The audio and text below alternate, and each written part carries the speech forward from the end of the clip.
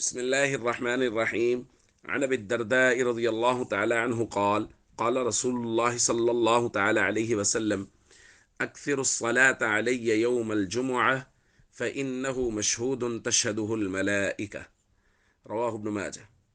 نبی کریم صلی اللہ علیہ وسلم نے ارشاد فرمایا، جمعہ کے دن مجھ پر درود زیادہ پڑھا کرو، کیونکہ اس دن میں خاص قسم کے فرشتے حاضر ہوتے ہیں۔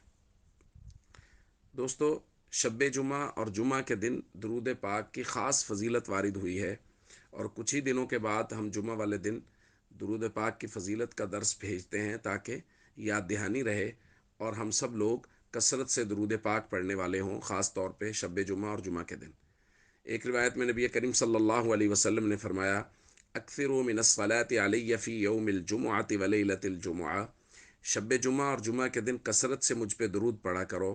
فمن فعل ذلک، جو ایسا کرتا ہے، کنت لہ شہیدا وشافعا یوم القیامہ، میں قیامت کے دن اس کے لیے گواہ اور شفاعت کرنے والا ہوں گا۔ ایک روایت میں نبی کریم صلی اللہ علیہ وسلم نے ارشاد فرمایا: من صلی علی یوم الجمعۃ ولیلۃ الجمعہ، جو شخص جمعہ کے دن اور شب جمعہ میں درود پاک پڑھتا ہے، قضى اللہ لہ مئۃ حاجہ، اللہ اس کی 100 ضروریات کو پورا فرماتا ہے۔ اور روایات میں ہے 70 من حوائج الآخرہ، 70 آخرت کی ضروریات میں سے، و30 من حوائج الدنیا، اور 30 دنیاوی ضروریات میں سے۔ تو درود پاک عام دنوں میں پڑھنا بہت برکت کا باعث ہے، اور شب جمعہ اور جمعہ کے دن پڑھنا تو بہت ہی زیادہ فضائل رکھتا ہے۔ اس لیے ہم سب کو کوشش کرنی چاہیے کہ شب جمعہ اور جمعہ کے دن نبی کریم صلی اللہ علیہ وسلم کی ذات بابرکات پہ کثرت سے درود پاک پڑھیں۔ السلام علیکم ورحمۃ اللہ وبرکاتہ۔